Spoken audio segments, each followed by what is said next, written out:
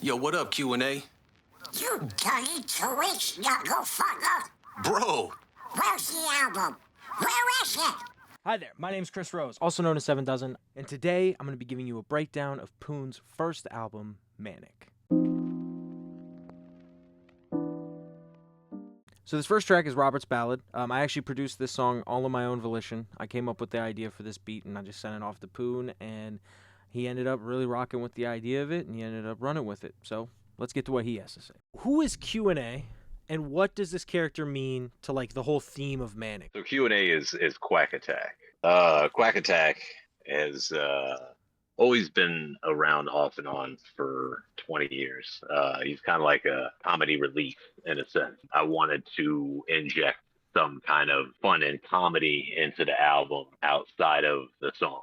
So you don't want to get too serious and not have something for people to be able to laugh at. MANIC, the whole album, is supposed to be this like representation of the spectrum of emotions you feel. So I guess you would say that like in this idea of like being manic and things like that, you've always kind of had this like comedy relief. And Q&A is just the representation of that side. Yeah, that's exactly what it is. MANIC, it's an exploration of the spectrum of emotions you feel. So I guess when it comes to Robert's Ballad, what part of the mind in this whole MANIC mindscape are we sitting in when we're listening to Robert's Ballad? You had sent me this beat, and you had said, I just threw in some aspects of things that I knew you enjoyed in life, you know, and things like that. And I thought it would be a good representation to give people an idea of who I kind of was and some of the things that I did like. The first verse was metaphors and punches of different moves that Stone Cold actually does in his matches. And like, I actually did it in a setup to where it was kind of like I was trying to explain the wrestling match. The second verse, obviously, it was Dragon Ball Z. My dog's name is Vegeta. My favorite character is Vegeta. I had a good time writing that verse. I think that was one of my favorite verses to write out of the whole like album. For the third verse in that one, 50 Cent is always like, it's weird because my favorite artist of all time is DMX, and then it goes Galvanized Tron, and then 50 Cent is like somewhere in there. But I listen to more 50 Cent music than I do any other artist there is. Part of that reason was is when he was coming up, like I wasn't selling the hard shit he was selling, but I was selling a lot of weed, and I was in the streets. I was doing a lot of shit. So when I was listening to 50 Cent, it was just like, oh, I know some of the shit that he's talking about. I can relate to this shit. So I've always been like a hardcore 50 Cent fan. So for that verse, I just literally took a bunch of different track titles from all of his different albums and mixtapes and things along those lines, and that's how I created my lines and my punches and stuff.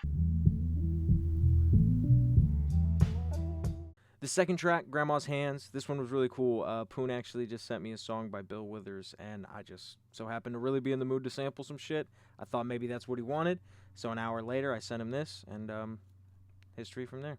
Let's see what he has to say. What did it like mean to you to finally like express that appreciation and understanding, even though they're not here anymore? Actually, it was real easy.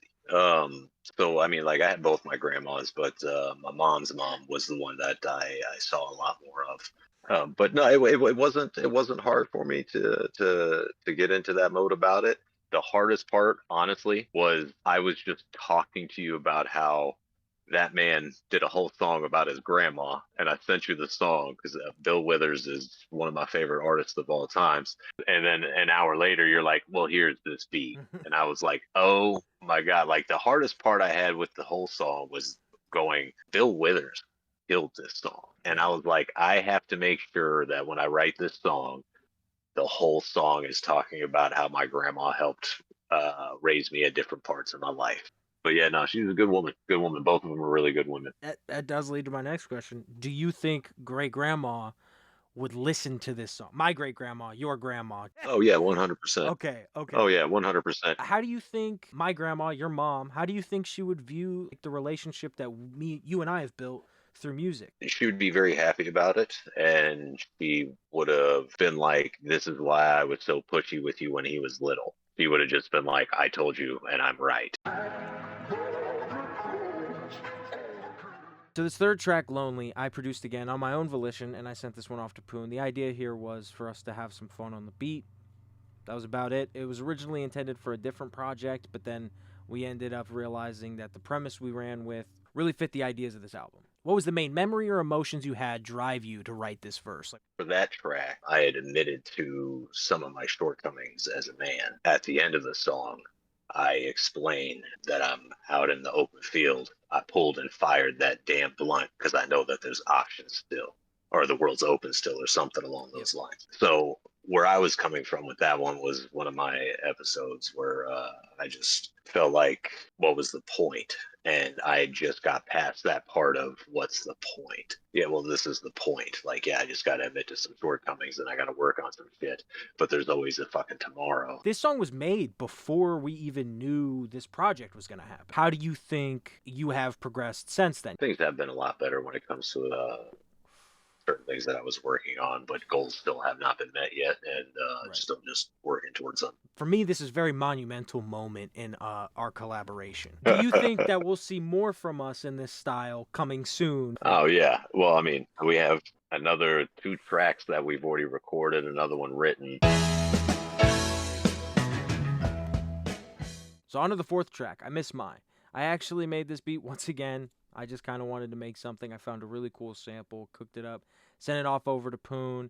And then after I sent it to PUUN, I actually had a really cool idea for the outro. And then once I did that and sent it off to him, it kind of gave him the idea for the song. And I would just like to kind of explore your meaning behind some of these verses. So the basis actually for the song, before I get fully into that, is I wanted to do a song where like parents could relate to it. The first verse was about Ethan. He's my second oldest. Just because we were having some issues at that moment in time, there wasn't really good communication between him and I. Me and him were in a better place then after him and I both came to an understanding of the situation together, kind of thing about it. That was on my mind when I started writing the song. And then I wanted to talk about Skylar and Braden. I may not be their blood, but I've been raising them with my significant other for almost 10 years now. They're my kids, you know. And then I did 8 bars for Elizabeth. Like in that one, I got to talk about how she'll do her girl talk with me, and she'll talk to me about almost everything that's going on with her in school and her friends and the fights and this and that and the third. Like she talks to me about everything. And then me and you, we had a weird relationship for a long time there. So it's always been a battle for us. You know what I mean? But not in a bad way. Like it's a battle because we love each other. I assume this is kind of similar to Grandma's Hands, where it's showing this like being grounded in family. That family is a big part for me, and that's why, like, okay, so if you think about it, the first 4 tracks, I talk about myself in the first one pretty much, and then in the second one, I'm talking about my grandma and my mom, and then the next track, you're featured on it. And then the song after that, I'm talking about my main family now in that sense. I'm talking about the past, and now I'm at the present. And I wanted to make sure there was a representation of good family. And that Q&A also plays off of that also. Now, this 5th track, Life Runs a Loop, was actually a beat that PUUN asked me to make. He had contacted an artist named Jamie Triller, really awesome dude from Omaha, has a bunch of great music. Go check him out. He hit up Jamie Triller and he asked him, could we do a song by chance? After those conversations that they then had, he ended up hitting me up and saying, son, I need a fucking beat. We actually had a conversation in person about this one, so there really is no record. I just kind of cooked this up. I don't even know what he asked for. What was the creation process for this song like? You've never done a track with Jamie Triller before. My buddy Treve had told me about Bobo the Breadboy's podcast and how they had this cat named Jamie Triller on there, and he wondered if I knew him. And I was like, no, I don't. I never heard of him. He's like, well, here's the link. Go watch it. And you'll understand why I was like, I felt like I was talking to you part of the time because you guys have some of the same looks on hip hop and things like that. So I went and I watched the podcast, and that was the first time I like saw or heard of Bobo the Breadboy and things along those lines. Shout out Bobo. Time I talked to him. I watched the podcast and I was like, damn, I would love to do a song with this dude. So I reached out to him. He didn't know who I was. Like I started following him and I reached out to him. I was like, I would really love to be able to do a track with you at some point in time. He was like, well, do you have any music out? And I was like, yeah, over here on Spotify. Do you have any music out? And he's like, yeah. And I really liked his flow and the way he enunciates his words and how he lands on the beat. I hit him back, let him know what tracks I had listened to, which ones. Like I even added some of his to my my playlist because they were that good. I was like, damn, yeah, they can go into my playlist. That way, I play them later on. He was like, all right, bet I'm gonna check out your music. And then he had hit me back, and he was like, yeah, we can definitely do a track together. And I was like, all right, bet. But I told myself when I was writing, I was like, man, I can't let him out rap me on my own track. Right. And that was how much respect I had for Triller. I was like, well, if he hits everything right, he could definitely out rap me on this track if I don't come with it. I'd say it was cool hanging out with Jamie in the studio. I was there. It was a really great time. You guys got along really well. Where in the story, like where in the storytelling of Manic, like where are we at with this song? What does this signify? Oh, so okay, so I wanted to explain my family in the beginning. And with Lonely, Lonely was kind of giving more of an insight to my mental state. Then I remember my kids, and I'm all happy again. Yep. But then there's that cycle where life just runs a loop and we're back at the beginning again. I think it'll be a track that, with all the things that I say and everything that Triller says, that a lot of people will be able to relate to. I think that'll speak volumes for that track on its own kind of thing. Pull me back in. So this one was really interesting. I was trying to just make something for my dad that I felt was a little different than what he would normally rap on. And instead of going the route where I thought he would, he, just like I surprised him, I think he surprised me. And he had this really dope idea for this greater arching story that he could tell that was conceptual and distant from himself, but, as I will explain, still relates to who he is. This song is like, it's a conceptual track, you know? It's you're stepping away from yourself. So how does this song come to be? Because this, in a sense, is still about me. I always wanted to be kind of part of that life. It wasn't that like I fantasized or glorified that lifestyle in that sense. It was just that I knew I would be good at it. It was easy to do. Not in the sense of the work that had to be put in was easy to do, but it was there for the taking. When I wrote this song out, it wasn't necessarily a metaphor of me and another homie. That was kind of where the premise came from. In a sense, this was like me and a homie trying to work and do shit together again. But I didn't want to rap about my business and what I had did back in the day like that. Well, how can I do this? And that was when I came up with the idea to kind of do like a mafia style thing where I do different voices, playing different characters in a sense, but it's all me. So if life's running a loop, I'm going right back to hustling and everything else again. What's the intended end like for this story? I tell you the truth, what I thought about possibly what would happen if I write a chapter 2 to that. Now, Aggressive. This song I was so excited to make. I always remembered growing up, I listened to this one track called Aggression by my dad and a couple other artists from Omaha, one of them being Sag Se7en. And Sag Se7en was always my favorite growing up. I always had a great time listening to him. I actually got to meet Sag Se7en. We had an amazing studio session. Not only that, I got a shout out from Sag Se7en on this song. What a great experience for me.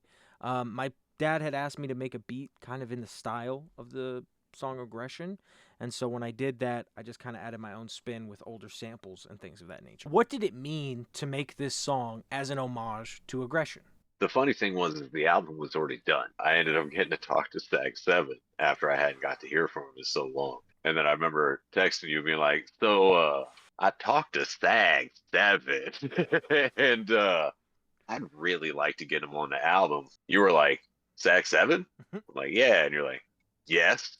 I'm like, no, that wasn't hard at all. I thought this was going to be a difficult conversation. You had told me you wanted something in the style of Aggression. So I went with like my own kind of take on that with like older samples and things. Well, the cool thing also was is in the original one, it went me, Sag Se7en, and then King Bars. And then in this one, it went you, me, and then Sag Se7en. I just thought that was kind of cool how that all played out. What was it like to be back in the studio with Sag? For me, actually, it was dope to see. He had recently done a song with the homeboy Black Adam.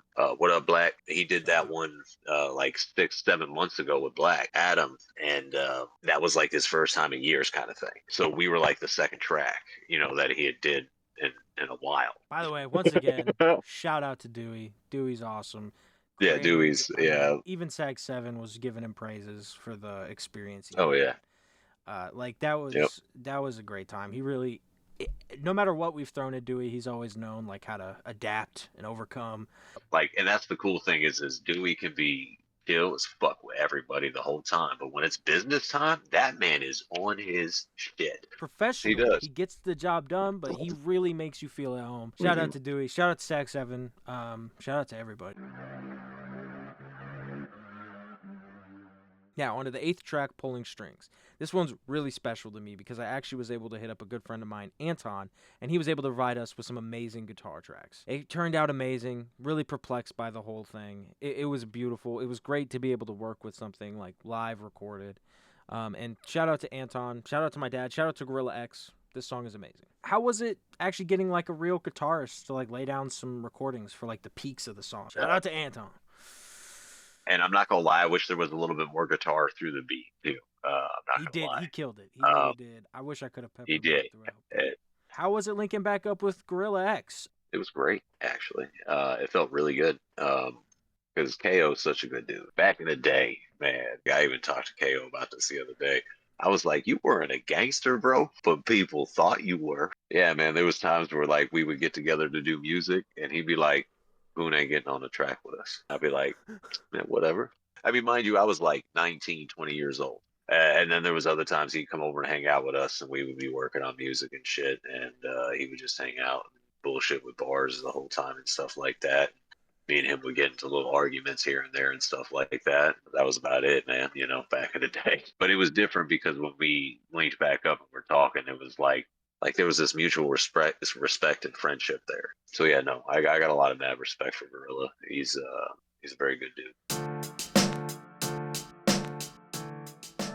All right, track 9, No Fucks. This one's really special for another reason. This is the first time my dad ever got to release a song that he rapped on of my own melody that I made.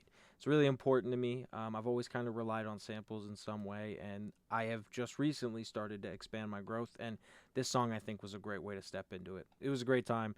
He really killed it. The music video was fun to make and edit. It was, honestly, this song might be one of my favorites, experience-wise, for the whole creation process. I don't know if you wanted to expand kind of on the idea of No Fucks. I had asked you to make me a West Coast type beat. You sent me the beat.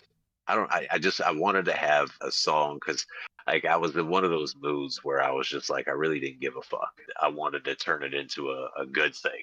So that was the mindset for that one.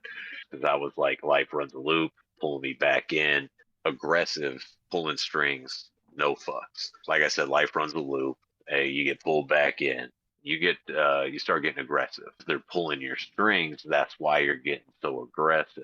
And then the no fucks is because you're at that point now where you're like, I give no fuck. For viewers who have no idea, you've been rapping for a very long time, and I wanted to know, does Q&A, his bar session here at the end of No Fucks, does this by any chance have any sort of inspiration from the former PUUN and X-Ray personalities that you conveyed on that, I want to say like 2012 mixtape, 2013 mixtape or something? Yeah, I would like to say that it was, but it wasn't. It was literally just Q&A talking shit to me. Wow. That was literally because the whole time he's trying to pull my strings to get me to snap on him. That's what he's doing this whole time through the whole album. That's why he's acting the way he's acting. He acts all kind of cool, but at the same time, you know he's not being cool from the jump. But he still tries to kind of act like it, and then as it goes, he progresses more into his normal shit talking self.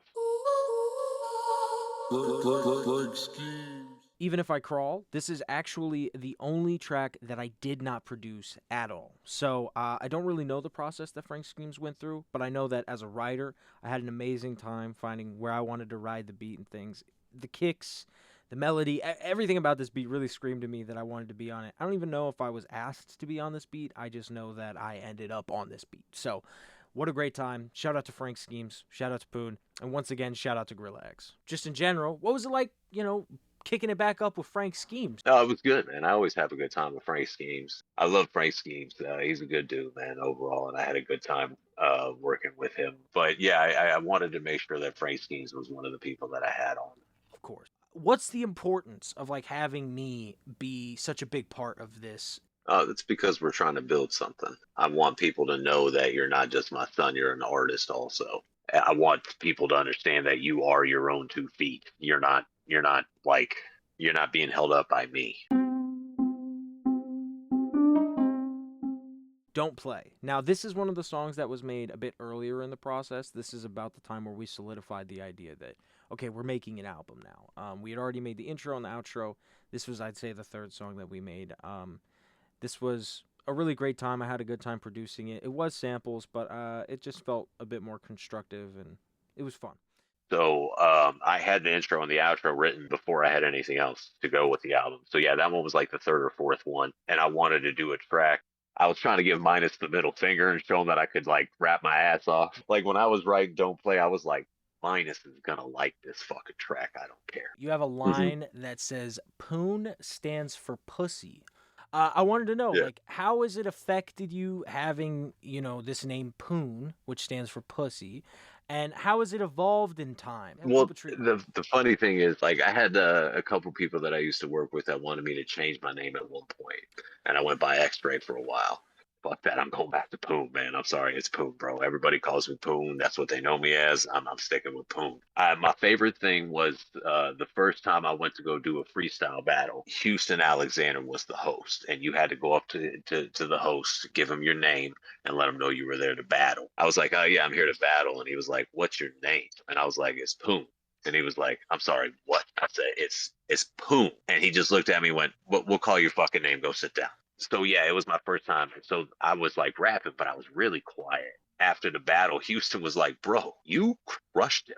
But nobody could hear a single fucking word you said, bro. Find your nuts and you'll find your voice. Hey bro, you remember that one song? That motherfucker be like La-di-da-di-da. Now, this song was a lot of fucking fun to make. PUUN had asked me for some sort of West Coast smoke-type beat.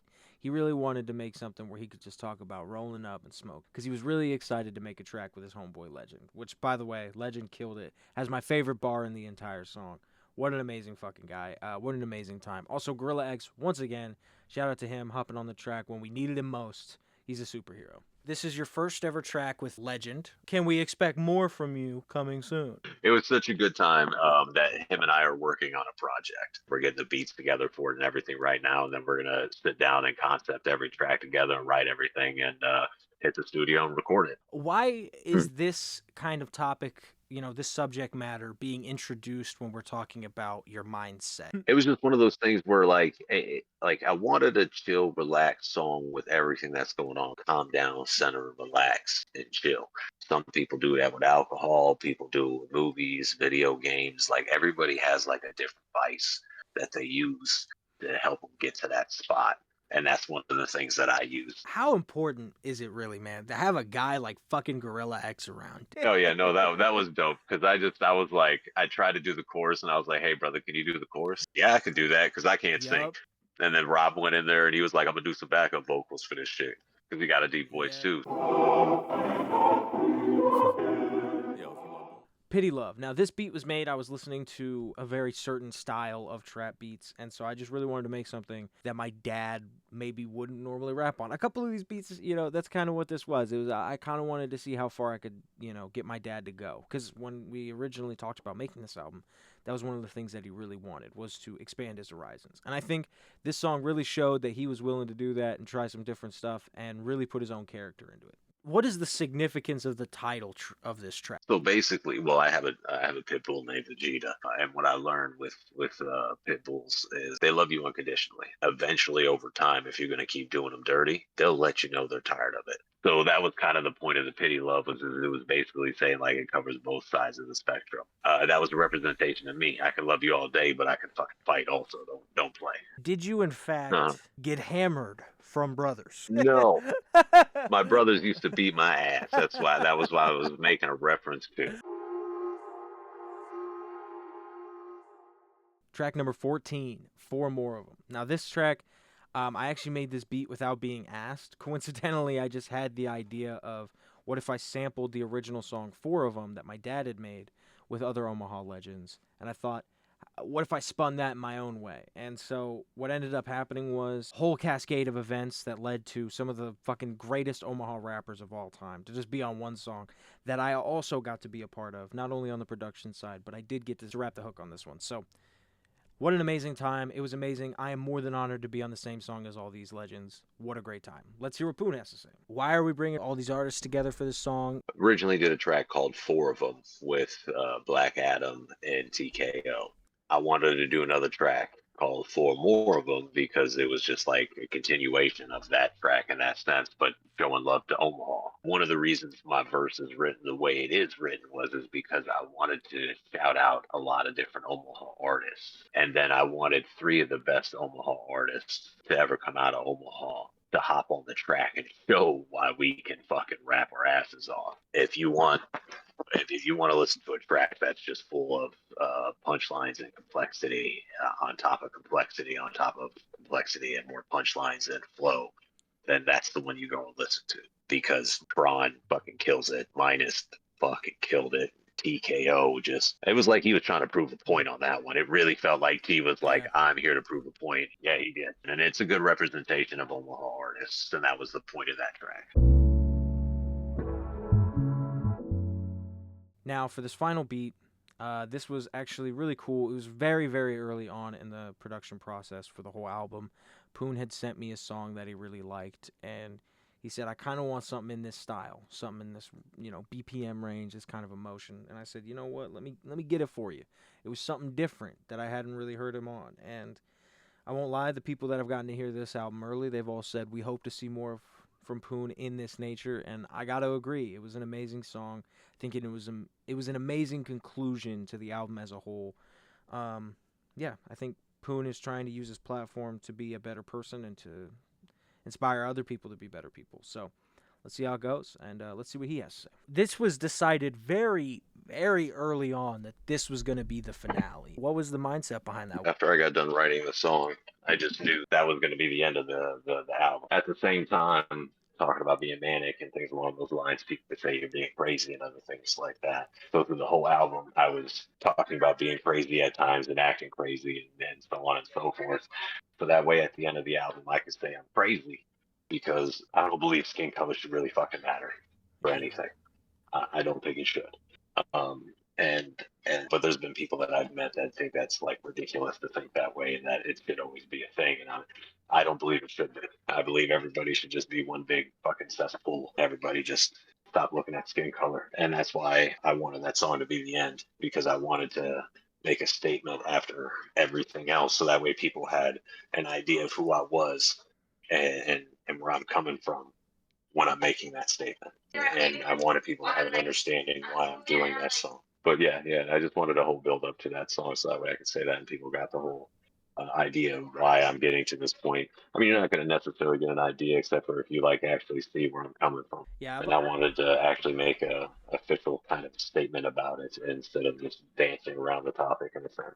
Why did you kill, Q&A? Kind of what was the importance of having like Dewey come in there? Actually, he doesn't kill Q&A because Dewey stops it. The point of that whole thing with Q&A was he was trying to get me to snap the whole time and act like I used to act and just get aggressive, and I'm like, I'm not trying to get that way with people right now. And I was fighting getting to that point with him, but he eventually got me there. I wanted Dewey to be the last thing heard because I thought it made a really good punch to the end of the whole ongoing joke with Q&A. And I just thought it was dope because Dewey has a really dope voice, and it would be really good comic relief to end the album off that way. How does it feel to have your first ever album, produced in majority by your son, who you did have featured throughout? It's really awesome. I completed my first EP with you. That was like my first actual project I completed by myself outside of my mixtape, but it wasn't an actual album. I think it was really awesome. I was very happy to be able to do a lot of the things that we did together, because it was just awesome, because it was also like a way for you to get a lot of practice in, and I knew it was a good chance to make sure that you got plenty of work in to work on an actual project, because it has a lot more meaning when it is actually for a project than when you're just jackassing around with the homies and shit like that, just making random stuff. All right, that's the interview, that's the breakdown. Not a lot of production side shown here. We had already done a lot of those throughout the making of these songs and releasing these singles. So today I really just wanted to give you guys an insight to like how we felt when we were making this album and what it was like to do this creation process, to meet all these new artists. And it was an amazing time. And honestly, it's just the stepping stone to the next phase, the next era. I genuinely cannot wait. But I'm gonna leave you off with a message from PUUN. Yeah, just if you want to take the time out, please take the time out and go listen to the album. You know, I think it'll be a good listen for a lot of people. I think people will enjoy it. It was a lot of fun making it, and I don't want to like force people to go listen to it or anything. But I think if people are into hip hop and things along those lines, they'll definitely enjoy it. I think there might be some songs on there where people are like, "Damn," and just the album over as a whole. For the with the Q&A involved with everything and how the tracks play out and everything, I think it would just be a good story to listen to and good music, you know.